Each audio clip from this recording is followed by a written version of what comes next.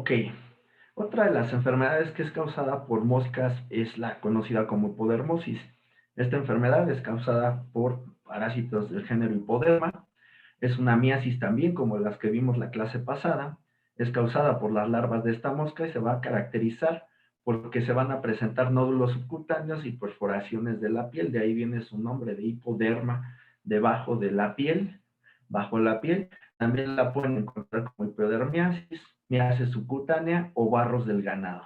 La etiología es hipoderma, generalmente los que vamos a ver involucrados es hipoderma bovis y hipoderma lineato. ¿Dónde lo vamos a localizar? Generalmente en esta región, en la región dorsolumbar de la piel, en la piel del epidermis, vamos a poder ver estas lesiones que se van a encontrar en el tejido subcutáneo de los animales afectados. Los hospederos definitivos vamos a tener que son los rumiantes, tanto grandes como pequeños, en algunos casos puede llegar a afectar a humanos también. El ciclo biológico, pues es sencillo. ¿Qué va a pasar? Pues va a pasar que tenemos a la mosca adulta y va a opositar cerca de la piel de los animales. Ahí va a estar el huevo adherido al pelo y posteriormente va a eclosionar la larva. Esta larva va a empezar a migrar hacia esta región, hacia la región dorsolumbar. Generalmente se van a esa zona para que pues al momento de que la están migrando, pues ahí no es tan fácil por la misma anatomía de los animales que se puedan llegar a rascar fácilmente, ¿no? En cambio, si estuvieran por aquí, pues ahí se pueden estar rascando y si se aprietan de más van a hacer que la larva sea expulsada de la piel y en esta región, pues por su misma anatomía no pueden rascarse fácilmente. Ok, vamos a ver que también va a tener partes bucales con ganchos que le van a estar ayudando a moverse y a penetrar dentro de la piel. Ya cuando se da la migración de esta L1, pues va a penetrar a la piel y va a hacer sus tres mudas hasta transformarse en larva 3. Ok, aquí ya como ven va a haber un agujero en la piel por donde la larva va a estar respirando. Ya la larva 3 va a caer y se va a dar el desarrollo de la pupa y finalmente de esta pupa va a surgir la mosca adulta nuevamente. ¿Qué patogenia va a haber? Pues vamos a ver que va a haber una acción traumática en la piel debido a que, pues a que están traumática irritativa al momento de que están migrando y que tienen estas estructuras que van a estar causando irritación y que van a estar causando lesiones en la piel. También va a haber una acción de tipo mecánico obstructiva, pues al momento que se está desarrollando la larva 1 hasta la larva 3, acción antigénica debido a las secreciones y excreciones durante la muda de estos parásitos, y finalmente la larva 2 y la 3 van a generar esta acción traumática al momento de que están perforando y que están saliendo de la piel del animal. Vean aquí como hay un hoyo en la piel de que están saliendo estos parásitos. Las lesiones, ¿qué es lo que nosotros vamos a observar? Vamos a ver nódulos subcutáneos en esta parte, en la parte dorsal. Vamos a ver los huecos en la piel. Podemos ver que hay deformación de la mucosa esofágica. Las áreas de reposo donde está la mosca van a tener la grasa epidural que va a estar degenerada. Se va a ver edematosa, va a haber hiperemias, hemorragias y puede haber la presencia de coágulos también. La semiología, pues, no hay algo que sea muy característico más que pues estas lesiones que parecen que son los nódulos en el tejido subcutáneo, pero vamos a ver que los animales van a estar anoréxicos, van a estar intranquilos, van a estar estresados, van a perder peso al no alimentarse adecuadamente, van a bajar los parámetros productivos, pueden llegar a tener incoordinación motora, pero como les digo, lo más característico es la presencia de estos nódulos en el tejido subcutáneo, sobre todo en la región dorsolumbar. La epidemiología pues se presenta sobre todo en el hemisferio norte, entre los 25 y los 60 grados de latitud, que es donde están las condiciones ambientales adecuadas para el desarrollo de la mosca. Aquí está más o menos la temperatura de 20 a 25 grados centígrados y una humedad relativa del 60% van a favorecer que se presente esta mosca. Los espacios abiertos e iluminados van a favorecer también que se desarrollen rápidamente las mismas. La disponibilidad de alimento va a incidir sobre las poblaciones y la densidad larvaria. La composición y la estructura del suelo pues son importantes para que se desarrolle el díptero, sobre todo ya en las fases de pupa que se dan en el ambiente, pues son importantes el tipo de suelo, pues no va a ser lo mismo si está en un suelo de concreto donde no pueden perforar y desarrollarse la fase de pupa, a que pues en la tierra, ¿no? En el campo donde sí lo pueden hacer. También hay variación estacional, al igual que los otros dípteros que hemos visto, se presenta mucho más durante primavera y verano y principios del otoño, y durante la época finales de otoño y principios del invierno disminuyen mucho las poblaciones de esta mosca y reactivan al siguiente época de primavera, cuando las condiciones de temperatura y humedad son las adecuadas para que se puedan volver a presentar esta parasitosis. ¿Cómo lo vamos a observar? Pues ahora sí que tenemos que hacer una identificación morfológica, nosotros tenemos que hacer una observación directa de las moscas adultas y dependiendo de su morfología podemos saber si se trata de la causante de hipodermosis, y también las larvas también se pueden obtener y observando la forma de los estigmas respiratorios podemos decir si es la mosca o no. También al momento de que palpamos al animal podemos estar viendo estos nódulos, nos darían una pequeña idea de que se está tratando de esto, y si vemos los huecos y luego vemos el movimiento de los estigmas respiratorios de la larva, pues la podríamos obtener y posteriormente hacer su identificación en el laboratorio. También hay otras técnicas inmunológicas como la ELISA, la hemoaglutinación o una electroforesis, nos podrían dar la idea de este parásito, o el momento de la necropsia, de que nosotros estamos quitando la piel, haciendo la disección de la piel, podemos encontrar las larvas en el tejido subcutáneo y poder dar nuestro diagnóstico. El tratamiento, pues aunque no hay hasta el momento fármacos que sean 100% efectivos contra los mismos, ni contra las larvas, ni contra las moscas adultos, pues los que se ocupan normalmente son los organofosforados, los piretroides, aunque con los piretroides ya se ha reportado cierto grado de resistencia, los organofosforados para el control de la mosca adulta son bastante buenos, y pues para las larvas las ivermectinas, las lactonas macrocíclicas, como ivermectina, selametina, moxidectina, etcétera, también tienen bastante efectividad. Para medidas de prevención y control, pues se recomienda eliminar a los animales portadores, separar a los jóvenes de los animales que se encuentren infectados. Durante las épocas donde hay una mayor cantidad de moscas, antes de que se presente la época de calor, se recomienda dar tratamientos donde aumenta la temperatura. Se recomienda también aplicar adecuadamente los tratamientos, ya sea por aspersión o de forma epicutánea, y también evitar dentro de lo posible los espacios abiertos, aunque pues esto es complicado, ¿no? Si nosotros tenemos a nuestros animales en pastoreo, pues no se puede. Otra es incinerar también a los animales muertos para asegurarnos que estas larvas y lo demás se esté eliminando de una forma adecuada. Continuando con otra miasis, tenemos a otra mosca, Dermatobia hominis. Esta va a ser la causante de la enfermedad conocida como dermatobiosis. Esta enfermedad la podemos definir como la infestación causada también por larvas de la mosca, que se va a caracterizar por formación también de nódulos en la piel y tejido subcutáneo. La mosca la pueden conocer también con sinónimas como tórsalo, colmoyote o moyocuil, y el agente etiológico es Dermatobia hominis. Los hospederos definitivos, al igual que la otra, son bovinos, ovinos y humanos. Aquí tiene la característica de que tiene hospederos foréticos. Dentro de estos hospederos foréticos tenemos a mosquitos de la familia Culicidae, del género Stomoxys, Antomia y garrapatas del género Amblyomma. ¿Alguien recuerda a qué nos referimos cuando hablamos de foresis? Es un tipo de asociación biológica, ¿alguien la recuerda por ahí? ¿No? Ok, es cuando, por ejemplo, va a llegar una mosca y va a agarrar a estas que son más grandes que ellas, va a depositar sus huevos sobre ellas para que los puedan transportar. Es una asociación donde ocupan un animal de mayor tamaño para poder desplazarse a distancias más lejanas. Ok, también lo vamos a localizar en la piel y en el tejido subcutáneo del hospedero.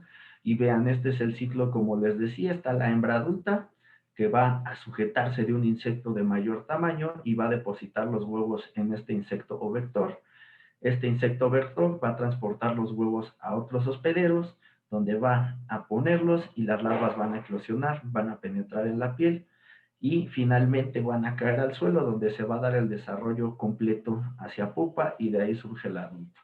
Vean esta asociación que tiene con otros insectos, con otros vectores, para poder distribuirse con mayor facilidad e infestar a otros hospederos. La patogenia, pues vamos a tener que hay una acción traumática irritativa al momento de que están penetrando la piel y por la presencia de las mismas larvas en ella y en el tejido subcutáneo, además de una acción antigénica por los productos de excreción y secreción de la larva. Vean cómo se ven, parecen como una especie de barros en la piel del hospedero. Las lesiones características va a ser una dermatitis nodular con gran cantidad de infiltración de neutrófilos, por eso luego vamos a ver que también puede haber salida de pus, también va a haber edema y va a haber necrosis. Vean cómo los aplastan y al momento de que los aplastan se están saliendo las larvas. La semiología también nos va a dar la idea de esta enfermedad, que hay presencia de nódulos y que les duelen al momento de tocarlos, de apretarlos un poco, van a ser dolorosos al tacto. Los animales van a tener anorexia, también pérdida progresiva de peso, van a estar caquéxicos, van a estar estresados, entre otras cosas. También la epidemiología es una especie que se encuentra en las zonas selváticas tropicales, desde el sur de México hasta el centro y Sudamérica. El ecosistema, para que se dé el desarrollo de estas moscas, necesita haber zonas arbustivas y que haya cerca agua para que puedan mantener su ciclo. También aquí el ganado, hay razas que son más susceptibles que otras, en este caso el ganado europeo es mucho más susceptible que el ganado asiático. El diagnóstico, pues no hay más, hay que recolectar las larvas para poderlas observar bajo el microscopio y dependiendo de sus características morfológicas, dar su identificación. El tratamiento también está hecho a base como en el anterior, como con organofosforados como el triclorformo, el comafos, las alindomicinas también como el closantel y las lactonas macrocíclicas son suficientes para poder eliminar las moscas del parásito. Medidas de prevención y control, pues se recomienda también el uso de piretroides sintéticos. ¿Para qué? Para repeler a estas moscas, a estos otros insectos foréticos que se puedan estar parando sobre los animales y dejando los huevos de la mosca. También que nosotros apliquemos adecuadamente los tratamientos, como puede ser por la aspersión o epicutánea. Tener ahí control también con algunas trampas para moscas podría ser una buena estrategia para disminuir el riesgo de infestación de los animales. Continuando con otra enfermedad, ahora vamos con la melofagosis. La melofagosis es causada ya por otro díptero que tiene como formita entre comillas de garrapata y es conocida también como la falsa garrapata. La localización pues es básicamente en la piel y en la lana del hospedero. Todo su ciclo de este parásito sí va a ser sobre el hospedero, no va a tener fases así como acá la pupa que podemos encontrar en el piso, no, esta va a ser siempre sobre el hospedero. Vean, la larva va a ser inmóvil y rápidamente se va a transformar en pupa.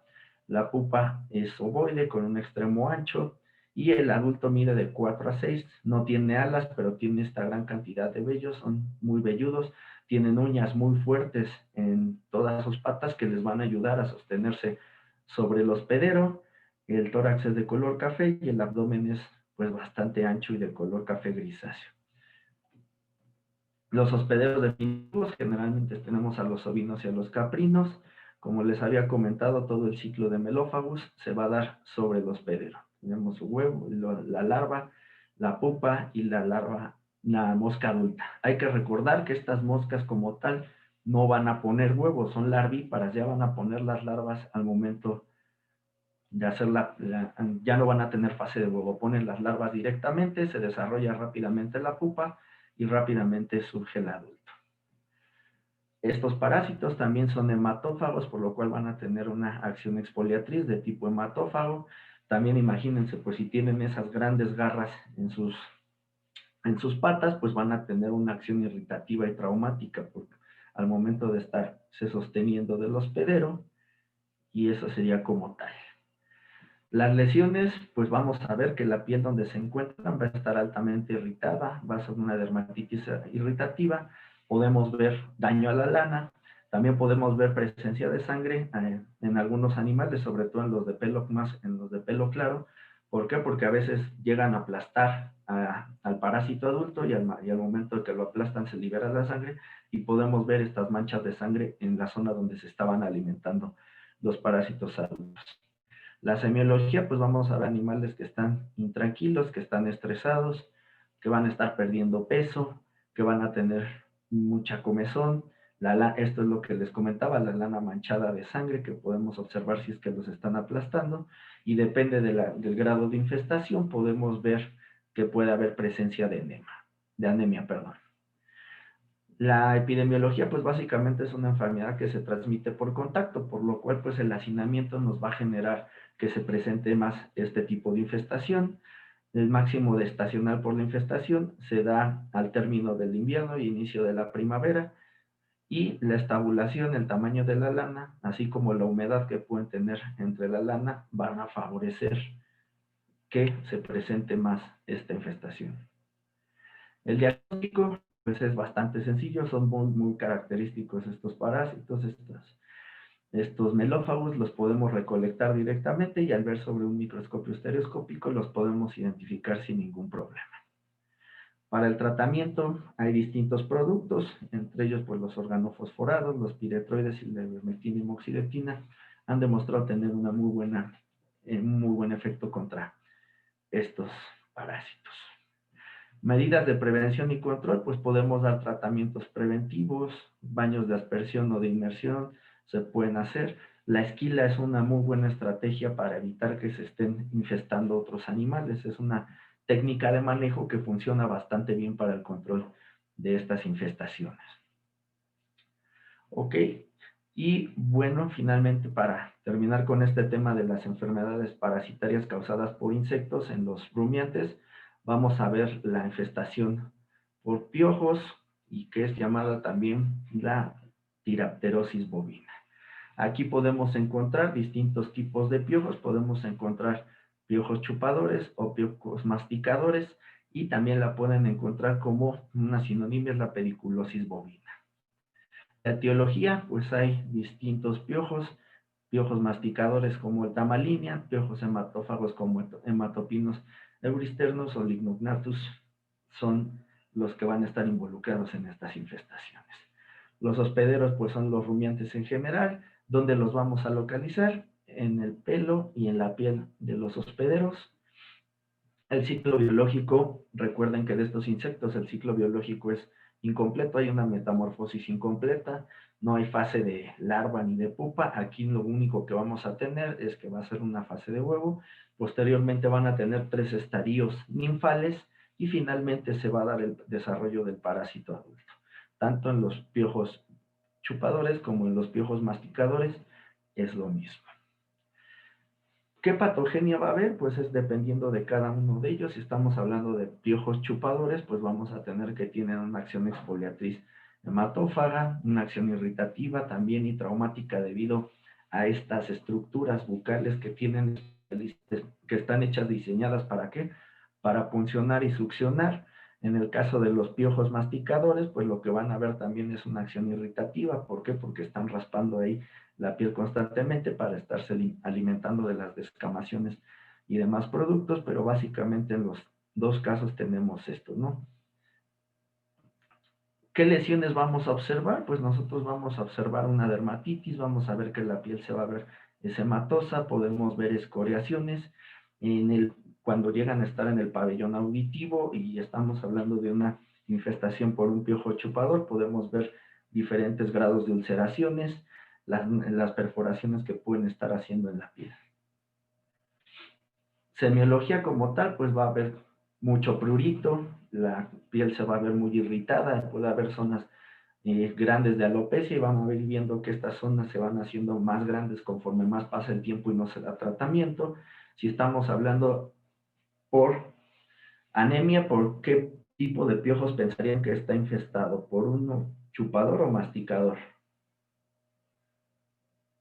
Chupador. Muy bien, Oli, sí, por un chupador, no quedamos que son hematófagos, entonces al momento, si la infestación es muy severa, pues podemos tener distintos grados de anemia. La epidemiología, pues recuerden, son animales y son parásitos, los piojos que tienen una distribución cosmopolita. Es muy importante la humedad y la temperatura para que se desarrolle el ciclo de los mismos. Y recuerden que los piojos son parásitos obligados.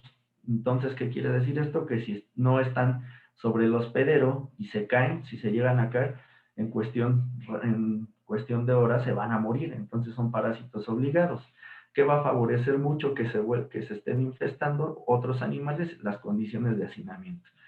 Tiene que haber contacto directo de un animal con otro para que se puedan estar infestando los demás. El diagnóstico, ¿cómo lo vamos a realizar? Es igual, muy sencillo, con una recolección directa, traerlos en un tubito con alcohol al 70%, es más que suficiente para que nosotros los podamos identificar. El tratamiento igual, los organofosforados es de lo más usado en el ganado, aunque también pueden poner por ahí ivermectina y doramectina, y tienen muy buena eficacia en contra de los piojos. Medidas de prevención y control, pues hay que evitar dentro de lo que se puede el hacinamiento. También si nuestros animales tienen una buena salud, es raro que nosotros podamos ver que hay una infestación muy masiva o que realmente se manifiesta clínicamente. Si hacemos fumigaciones también es importante para poder estar eliminando, aunque les comento no viven mucho fuera del hospedero, pues también es bueno que nosotros estemos fumigando no solo por los piojos, sino por las pulgas y otros ectoparásitos. Es bueno que se pudiera hacer una fumigación. Si hay una infestación y vemos nada más que algunos animales están infestados y otros no, tenemos que aquí sí tratar parejo, no solamente a los que se ven con signos clínicos y que nosotros les identificamos a los piojos, sino que a todos los otros animales también los debemos de tratar. También si nosotros vamos a incorporar nuevos animales al hato, pues tenemos que tratarlos nuevamente para evitar que vayan a traer por ahí estadios ninfales y que puedan estarse desarrollando y posteriormente infectando a nuestro ganado. Ok, esto como les digo ya son algunos temas que se ven un poco más rápidos, lo de los piojos y demás se tocan más sobre todo en la unidad de perros y gatos, donde realmente son un problema más importante. Ok, ahora listo ya. Gracias, Vic. Muchísimas gracias. Entonces, ahora voy a continuar con el tema de sarnas y garrapatas, es decir, enfermedades provocadas por ácaros. Y entonces iniciamos. Ok, muchas gracias. Ok, voy entonces a iniciar las enfermedades. Las sarnas son provocadas por ácaros. Ya el doctor del Río revisó las enfermedades causadas por insectos. Entonces vamos a ver los dos tipos de enfermedades que pueden provocar los ácaros. En este caso, en los rumiantes son sarnas y también las garrapatas pueden llegar a provocar lesiones y pérdidas que ya veremos al final de esta unidad. Bien, vamos a iniciar con las sarnas. Entonces, bueno, acuérdense, cuando llevamos en parasitología, que vimos los ácaros productores de sarna, pues mencionamos brevemente, ¿no? La sarna es una enfermedad cutánea, es decir, de la piel, que se caracteriza generalmente por una dermatitis que puede o no acompañarse con prurito, dependiendo de la etiología, ¿no? Y generalmente hay una pérdida de pelo, es decir, se observa zonas alopécicas. En el caso de los rumiantes podemos encontrar varios géneros de ácaros. Los más comunes son Soroptes, Demodex, Sarcoptes scabiei, para variar está en todos lados, y Corioptes. Entonces, estas son las etiologías causales principalmente de las sarnas en rumiantes. Demodex, por ejemplo, recuerden que es un ácaro que forma galerías muy profundas en la piel, por lo tanto tiene el cuerpo en forma de gusano, ¿sí? Debido a que se tiene que meter cerca de los folículos pilosos y por lo tanto necesita esa forma de gusano, es decir, una morfología cilíndrica alargada para poder desplazarse en los túneles o galerías que forma. Es un ácaro, por lo tanto pues le podemos contar 4 pares de extremidades, 4 pares de patas, tiene el natosoma, los quelíceros cortos. A medida que se va introduciendo a los túneles, va masticando, va ingiriendo ahí todos los detritos, va destruyendo el tejido y se le puede llegar a ver estrias transversales ya con un muy buen microscopio. Se localiza principalmente en folículos pilosos y glándulas sebáceas. Soroptes, acuérdense que a medida que las patas son más largas, vive más arriba el ácaro, ¿no? En este caso estamos viendo patas muy cortitas, vive en túneles o galerías, como si se tratara de un topo, de una suricata, sí que tienen las patitas cortas. A medida que viven más en la superficie, sí, como si fuera, pues, en este caso un venado, ya vive sobre la tierra, sobre la superficie. Este ácaro que vive sobre la piel, pues tiene las patas muy largas. Entonces, Soroptes, que simula como una de estas piñatas que se rompen en las posadas, acuérdense, tiene forma ovalada, las patas sobresalen del cuerpo y en caso que viéramos un macho, tiene un par de ventosas adanales que le da ese aspecto como de carita de tecolote, ¿no? A su porción posterior. Y el natosoma, las partes bucales son forma triangular, se localiza sobre la piel. Sarcoptes, que parece una papa, esas papas que dejan mucho tiempo en el refrigerador y empiezan a germinar, es igualito a Sarcoptes. El natosoma, las partes bucales son esféricas, las patitas son pequeñas porque vive ya en la dermis formando túneles, por lo tanto ya requiere patitas cortas para poder desplazarse a través de los túneles. Y pues es lo más que se le puede ver a este ácaro. Corioptes, lo encontramos muchísimo en rumiantes, y pues tiene el cuerpo, el idiosoma en forma ovalada. También al macho le pueden ver las glándulas y las ventosas adanales y las patas son largas. Por lo tanto, sabemos que vive en la epidermis. Bueno, entonces aquí en su presentación van a ver un cuadro que resume la morfología de estos ácaros para que les sea útil esto en los casos de enfermedades de rumiantes que van a resolver en el laboratorio. El ciclo es muy sencillo, si es un ciclo que consta de huevo, larva hexápoda, ninfa octápoda y adultos. Y entonces es una larva de 6 patas, la ninfa tiene 8 patas y de ahí se forman los adultos. Sí, bueno, aquí ya como no se ve el ciclo en enfermedades, pero bueno, hay estados de protoninfa, de eutoninfa, en algunos otros casos pasa por estadios de tritoninfa, pero bueno, no vamos a hablar ya a ese nivel, únicamente acuérdense que pasa de huevo, larva, ninfa y adultos, y vamos a verlo en un pequeño videíto.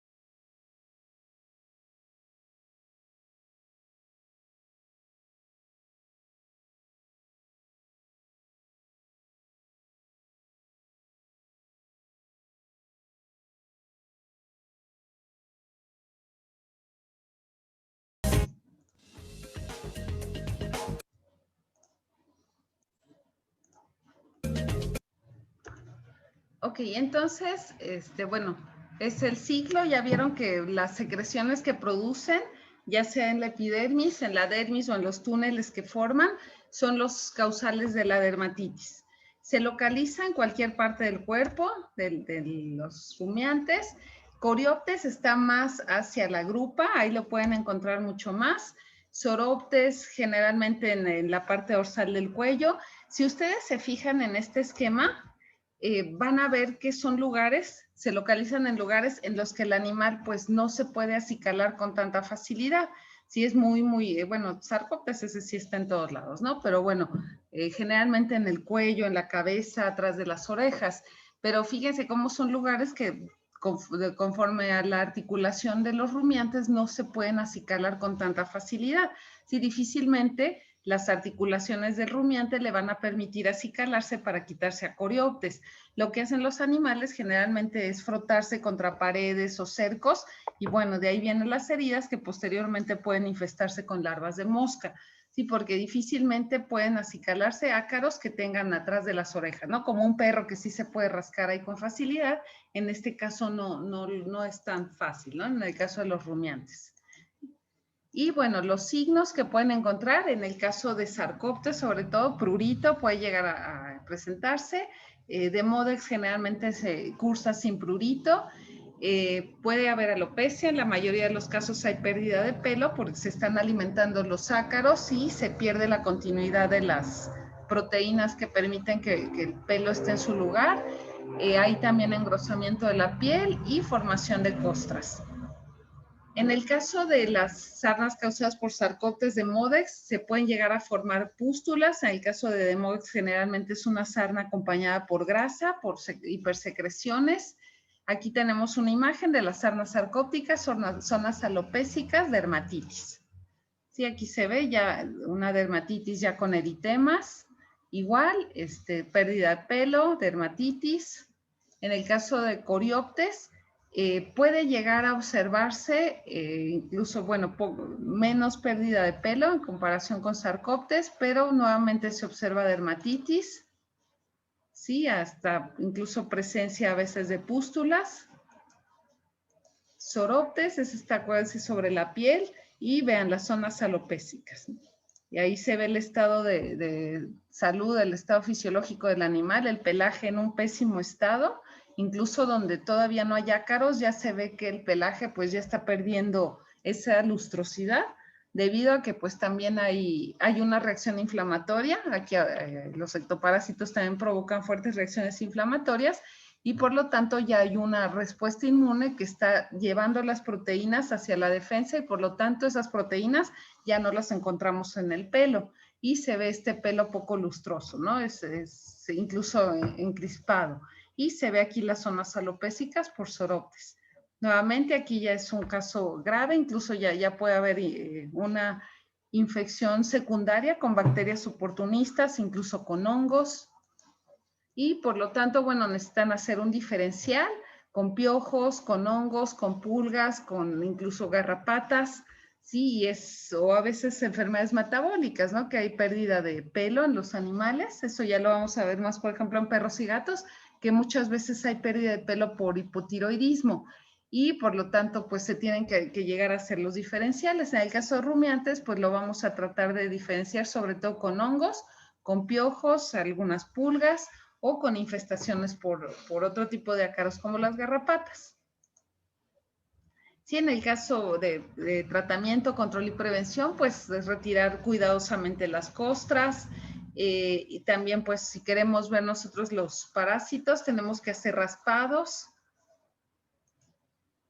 Y bueno, en este caso los raspados, si nosotros sospechamos de sarnas sorópticas, de sarnas quizás hasta coriópticas, podemos hacer un raspado superficial. Si sospechamos ya de demodex, de Sarcoptes, tenemos que hacer un raspado profundo utilizando un vehículo como glicerina o vaselina, ya sea en una hoja de bisturí o en una laminilla de vidrio.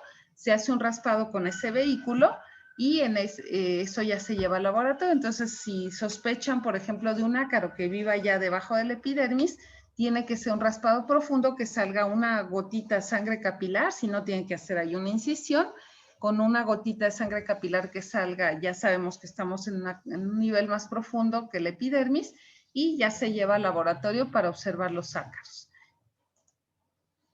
Y entonces, bueno, lo que les comenté, el raspado que sea un poquito más profundo, auxiliándonos de un vehículo oleoso, generalmente se usa vaselina, glicerina, se hace el raspado y lo llevamos ese raspado al laboratorio. Generalmente nos han entregado esos raspados pues en alguna bolsa de plástico transparente. Otros lo envuelven, por ejemplo, en algún tipo de papel encerado, pero bueno, lo ideal es que se mantenga generalmente en un recipiente cerrado, en un tubito o en una bolsa en el que no queden pegados ahí los ácaros. Y entonces aquí se observa cómo tiene que ser un raspado con sangre capilar, principalmente para que se puedan ver ácaros que están en niveles profundos. Ya se extiende sobre la laminilla y se pueden observar ya los ácaros. Sí, de Modex, que está muy abajo, pues es el que requiere un raspado profundo. Y pues con suerte pueden llegar a verlos incluso vivos, cómo se mueven las patitas. ¿Sí? Entonces ahí ya podemos ver Sarcoptes. Tratamiento, pues los tratamientos generalmente se usan piretroides. Hay muchas formulaciones de laboratorios farmacéuticos, hipermetrinas, deltametrinas. Tienen muy poca eficacia residual, es decir, duran unos pocos días, pero pueden llegar a abatir a la mayor, los estadios del ciclo, ¿no? Las ninfas, las larvas, adultos que se encuentran en el animal en ese momento mueren. Los organofosforados son muy, muy buenos, tienen un poco más de persistencia, pero bueno, llegan a ser tóxicos tanto para el animal como para el ambiente, ¿no? Entonces se tienen que utilizar siempre siguiendo las instrucciones del fabricante. Y pues también funciona contra este tipo de ácaros, las lactonas macrocíclicas. Pero yo ahí, por ejemplo, pues preferiría el uso de piretroides, porque pues estamos viendo que son ciclos de 21 días.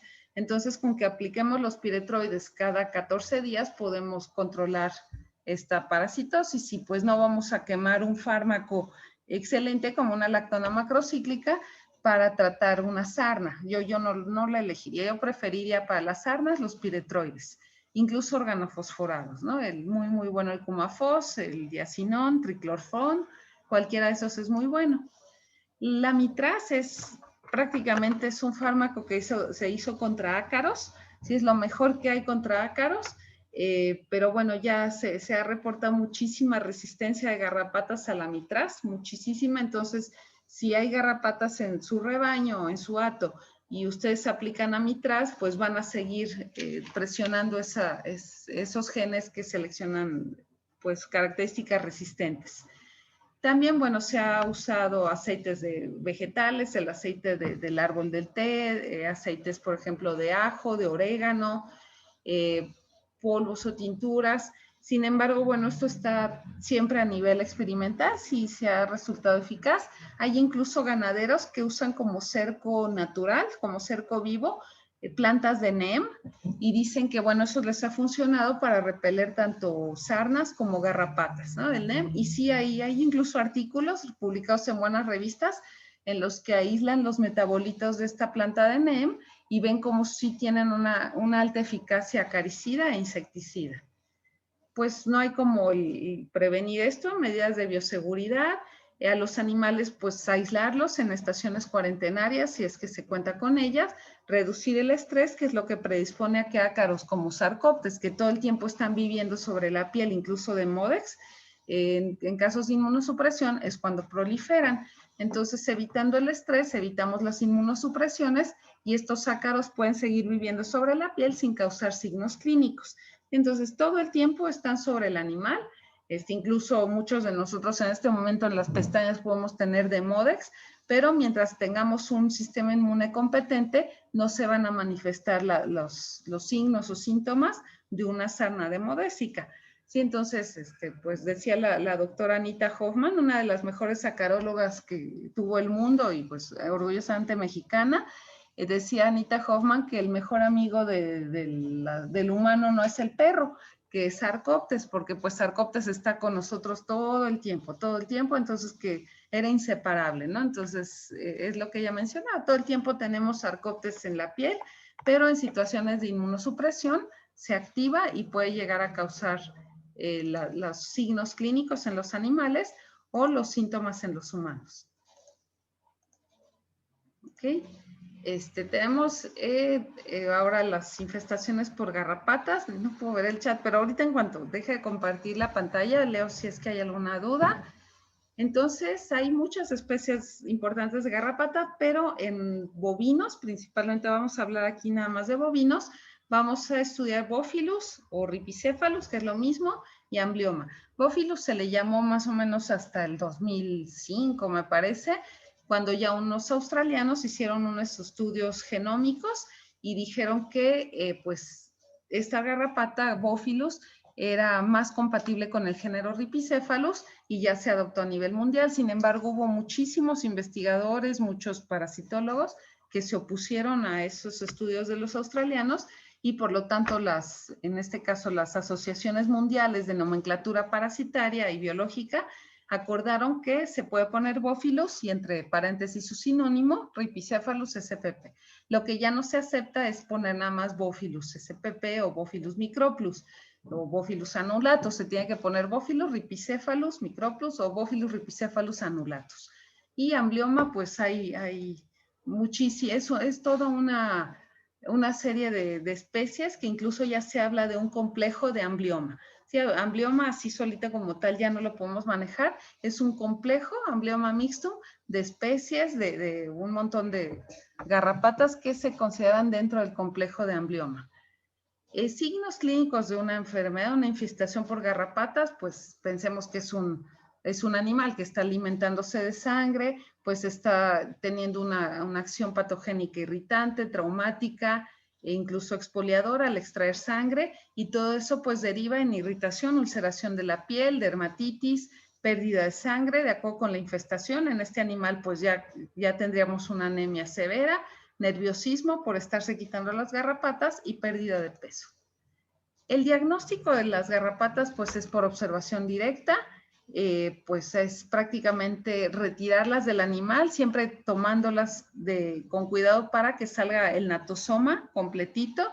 Entonces ya venden pinzas especiales para poder separar garrapatas de los animales, las pueden conseguir en tiendas de mascotas, en clínicas veterinarias que vendan accesorios para perros. Ahí pueden conseguir esas pinzas que les sirve también para retirar garrapatas de bovinos.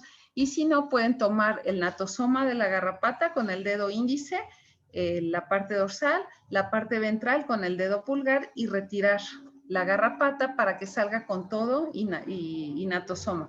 Si ustedes retiran la garrapata, la arrancan tomándola del cuerpo o idiosoma y dejan el natosoma, las partes bucales adentro, al animal le puede generar una reacción anafiláctica en ese momento la garrapata, cuando le arrancan las partes bucales, empieza una hipersecreción de neurotoxinas que se van directo al torrente sanguíneo del animal y le pueden provocar un choque tóxico o una reacción anafiláctica. Por lo tanto, hay que desprenderlas completitas.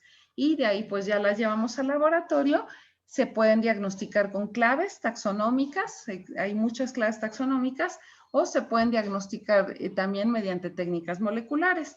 Si quieren saber si es amblioma, pues es la que tiene el escudo ornamentado. Ripicephalus no tiene el escudo ornamentado, amblioma tiene festones, sobre todo se notan mucho en el macho, en la hembra también pueden llegar a ver los festones.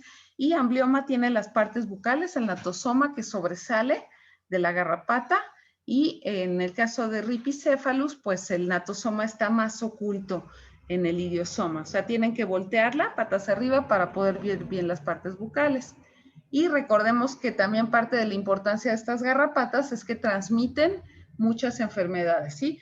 Babesiosis, vimos que es transmitida por garrapatas, pueden también Theileria, Borrelia, entonces son vectores de enfermedades muy severas, tanto para el ganado como para los humanos, y la enfermedad de Lyme, que es transmitida a los humanos por ixodes, pues es una de las enfermedades que más dinero le está costando a la industria, bueno, al Estado, y en el caso de países con servicios de salud pública, o bien a la gente para costear los tratamientos que requiere la enfermedad de Lyme, además que es muy molesta, o sea, llega a causar incluso los signos o los síntomas que provoca Lyme, llegan a causar depresión en los pacientes.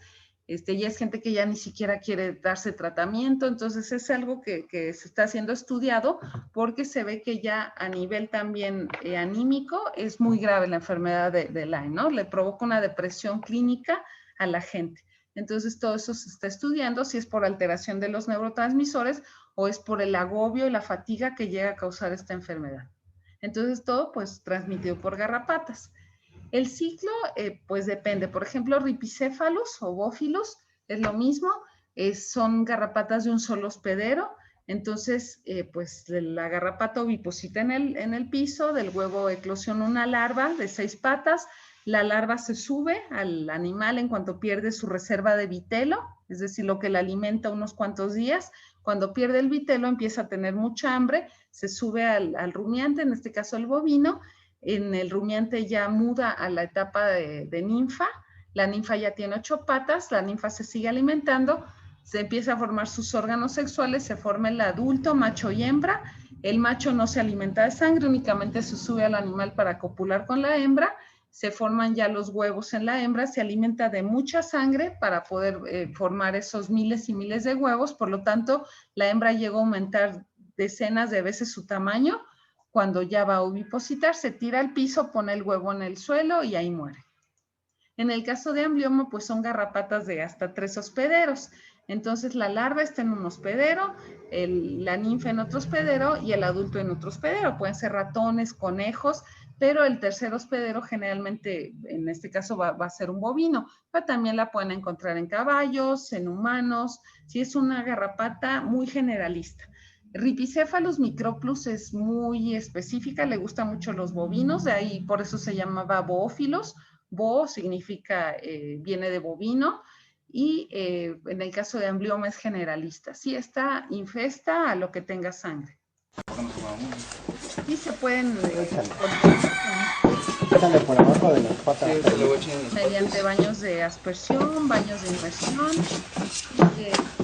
Generalmente lo que en estos casos, en los baños de inmersión, son, aquí utilizamos piretroides, ¿no? En este caso, el amitraz, muy bueno también, se llega a utilizar en baños de inmersión. Los organofosforados generalmente los podemos asperjar sobre el animal o se pueden utilizar también en baños de inmersión. Y las lactonas macrocíclicas, estas sí son de administración principalmente, son inyectables, ¿no? Se administran de manera subcutánea y se distribuyen maravillosamente en la grasa. Y acuérdense que las lactonas macrocíclicas tienen una eficacia residual de varias semanas. Esa es la ventaja sobre otros sacaricidas, pero tiene desventajas, sobre todo ecotóxicas, porque acuérdense que estas se excretan activas en las heces de los animales y cuando llegan ahí los escarabajos estercoleros, las moscas que ayudan a degradar el estiércol, todos estos insectos que ayudan a degradar el bolo fecal, consumen las lactonas macrocíclicas activas en las heces y mueren, y porque también son insecticidas. Por lo tanto, el uso indiscriminado de ivermectinas en el ganado lo que ha provocado es que ya los escarabajos peloteros, estos coprófagos, ya no haya. O sea, ya están las poblaciones disminuyendo muchísimo. Y pues la Secretaría de Agricultura nos da una lista de productos autorizados para controlar garrapatas. Estas son aquí encontraremos el amitraz, tenemos las lactonas macrocíclicas, se les llama endectocidas porque actúan contra nematodos, pero también contra ácaros e insectos. Entonces actúa contra endoparásitos y ectoparásitos, de ahí el nombre de endectocidas. Hay mezclas, por ejemplo, de piretroides, varios piretroides como cipermetrina, flumetrina, hay unos piretroides con organofosforados, si estos se están usando mucho. También está el fipronil, el que usamos en las pipetas para perros, para quitarles pulgas a los perros. El fipronil es buenísimo también para controlar ácaros. Y pues los piretroides, ¿no? Que tienen poca eficacia residual comparado con una lactona macrocíclica, pero son muy eficaces. Hay también una vacuna que se ha probado en Australia, en Cuba, pues la famosa GABA, que está hecho con un antígeno llamado BM86 de Boophilus microplus, de ahí lo de BM86. Y esta garrapata lo que hace, esta vacuna, perdón, lo que hace es que cuando la garrapata se alimenta de un bovino inmunizado, consume anticuerpos contra su propio intestino. Entonces, al momento de consumir la sangre, se le destroza el intestino a la garrapata, porque hay anticuerpos contra los antígenos intestinales de la garrapata, y por lo tanto muere prácticamente de inmediato después de alimentarse. Lamentablemente esta vacuna contra garrapatas no ha sido muy eficaz en México, porque ya en México hablamos de cepas de garrapata. Sí, o sea, hay cepas, pues tanto en México como en Australia, como en Cuba, como en todos los países, y por lo tanto un inmunógeno es muy específico contra determinadas cepas. Lo estamos viendo con esta vacuna que se está generando para el COVID. Se menciona que, por ejemplo, esta vacuna que se ha probado en Inglaterra no ha tenido la misma eficacia que la que probaron en Nueva Zelanda, por ejemplo, o la que se está probando en China, en Rusia. ¿Por qué? Porque son diferentes cepas, si se puede llamar así, del virus, y por lo tanto no funciona igual en todos los países. Por lo tanto, México para probar la vacuna necesita su propio protocolo con su propia población. Si no podemos decir, ya la probaron los ingleses y les resultó, tráiganla, ¿no? O sea, también tienen que hacer aquí sus pruebas porque están viendo que el virus tiene diferentes cepas